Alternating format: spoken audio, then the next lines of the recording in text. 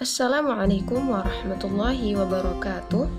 Perkenalkan, nama saya Nur Azizah dengan NIM 120010085.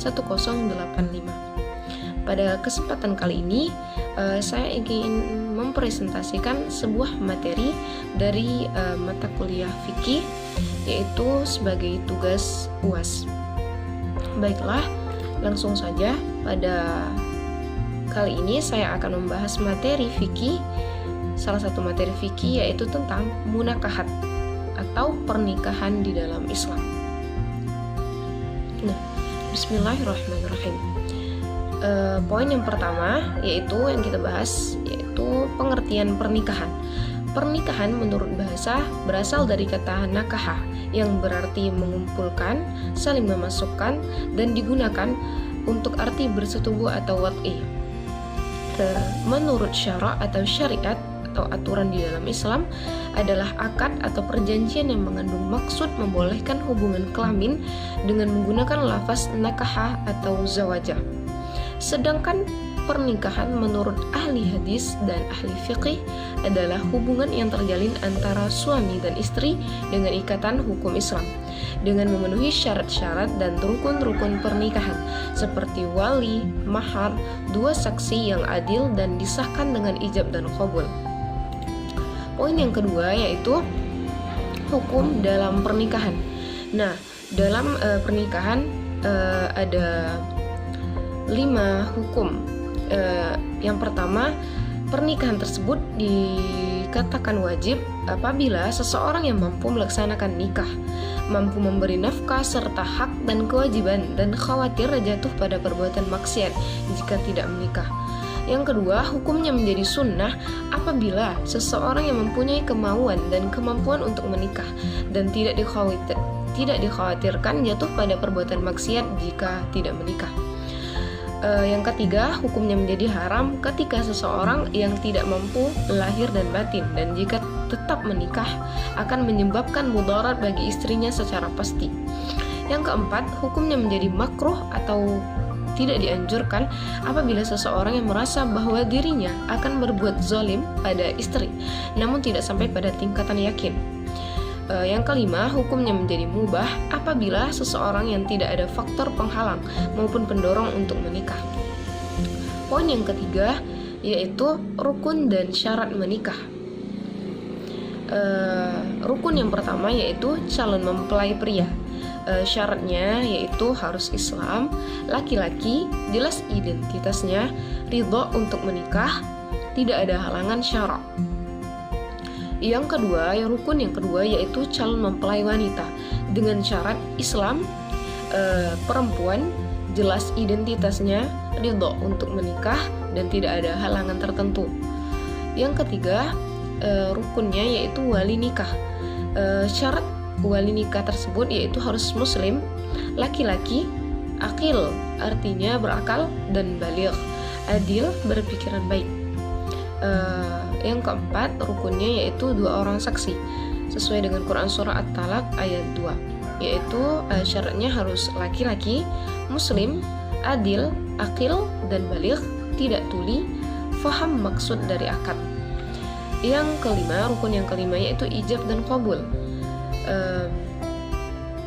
Maksud ijab ini ialah persetujuan dari pihak istri, dan qabul ini adalah penerimaan dari pihak suami dengan syarat lafaz yang diucapkan bersifat pasti, tidak mengandung makna meragukan, lafaz akad bersifat tuntas bersamaan dengan tuntasnya akad, diucapkan dalam satu majelis.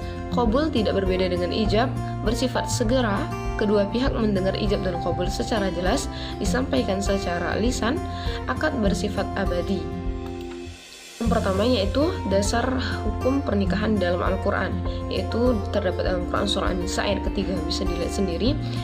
Maksudnya di sini ialah seseorang laki-laki itu diwajibkan untuk menikah, boleh 2, 3 maupun 4, asalkan seseorang tersebut mampu dan tidak ada salah satu istri yang mengalami penderitaan. Yang kedua yaitu dalil as-sunnah atau hadis yang diriwayatkan oleh Abdullah bin Mas'ud dari Rasulullah. Wahai para pemuda, barang siapa di antara kalian memiliki kemampuan, maka nikahilah, karena itu dapat lebih baik menahan pandangan dan menjaga kehormatan. Dan siapa yang tidak memiliki kemampuan itu, hendaklah ia selalu berpuasa, sebab puasa itu merupakan kendali baginya. Nah, di sini maksudnya ialah jika tidak mampu untuk menikah dan jika ada kemauan untuk menikah, maka dia diganti dengan berpuasa. Sebab itu dapat merupakan kendali ataupun penjagaan baginya. Nah, yang selanjutnya yaitu dasar hukum menurut Undang-Undang Perkawinan tahun 1974. Pasal 2 ayat 1 yang berbunyi perkawinan adalah sah apabila dilakukan menurut hukum masing-masing agamanya dan kepercayaan itu. Tiap-tiap perkawinan dicatat menurut peraturan-peraturan perundang-undangan yang berlaku. Yang keempat yaitu menurut kompilasi hukum Islam, terdapat dalam pasal 2 dan ayat 3 yang berbunyi perkawinan menurut hukum Islam adalah pernikahan, yaitu akad yang sangat kuat untuk mentaati perintah Allah dan melaksanakannya merupakan ibadah. Perkawinan bertujuan untuk mewujudkan kehidupan rumah tangga yang sakinah, mawaddah, dan warahmah. Baik, poin selanjutnya yaitu hikmah dalam pernikahan. Nah, yang pertama, hikmahnya yaitu berupaya untuk mendapatkan ketentraman dan kebahagiaan hidup. Yang kedua, memelihara gen manusia. Yang ketiga, pernikahan adalah tiang keluarga yang teguh dan kokoh. Yang keempat, pernikahan sebagai perisai diri manusia. Yang kelima, sebagai melawan hawa nafsu. Yang keenam, dapat menjalin hubungan kekeluargaan dan menguatkan pilar-pilar kasih sayang antara beberapa keluarga. Yang terakhir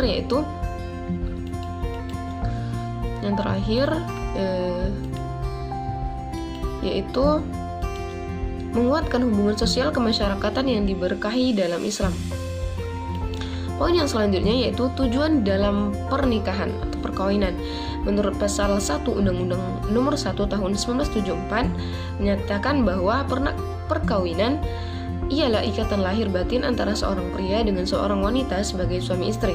Sedangkan tujuan perkawinan adalah membentuk keluarga atau rumah tangga yang bahagia dan kekal berdasarkan ketuhanan yang Maha Esa. Menurut Nyonya Sumijati SH, tujuan perkawinan dalam Islam adalah untuk memenuhi tuntutan hajat tabiat kemanusiaan berhubungan antara laki-laki dan perempuan dalam rangka mewujudkan suatu keluarga yang bahagia dengan dasar cinta kasih sayang, untuk memperoleh keturunan yang sah dalam masyarakat dengan mengikuti ketentuan-ketentuan yang telah diatur oleh syariat atau aturan dalam Islam. Poin yang selanjutnya itu larangan dalam perkawinan atau pernikahan. Nah, larangan tersebut ada dua, yaitu larangan abadi dan larangan sementara.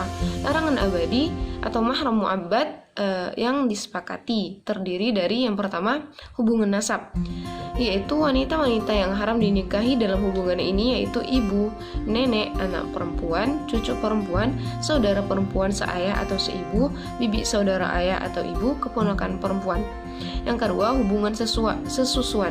Wanita-wanita yang haram dinikahi dalam hubungan ini yaitu ibu susuan, nenek susuan, bibi susuan, keponakan susuan, saudara susuan perempuan. Yang ketiga yaitu hubungan pernikahan atau semenda. Dan wanita-wanita yang haram dinikahi dalam hubungan ini yaitu ibu mertua, anak perempuan, perempuan yang telah dikawini oleh anak laki-laki, dan ibu tiri. Yang selanjutnya yaitu larangan yang diperselisihkan atau diperdebatkan ada dua, yaitu yang pertama zina. Menikahi perempuan pezina adalah haram. Begitu pula sebaliknya. Larangan ini terdapat dalam Quran surah An-Nur ayat yang ketiga. Yang kedua yaitu li'an. Li'an ini adalah sumpah suami yang mengatakan bahwa istrinya itu berzina. Nah, apabila terjadi sumpah ini antara suami dan istri, maka putuslah hubungan perkawinan keduanya untuk selama-lamanya. Yang kedua, larangannya itu larangan yang bersifat sementara. Maksudnya yaitu dalam kurun waktu tertentu.